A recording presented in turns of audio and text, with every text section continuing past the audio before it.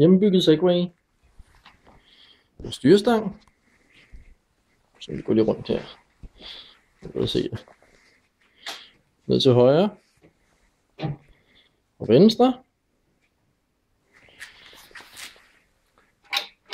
Dødmandsplader. Så hvis man falder af, så stopper den selv.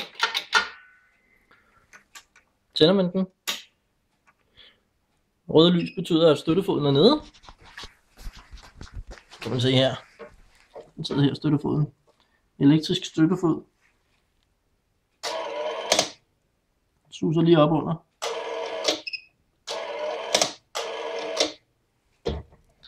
Der er også lys på. LED-lys. Og bag i. Og integreret lader. Og sluk lyset. Og sluk Segwayen.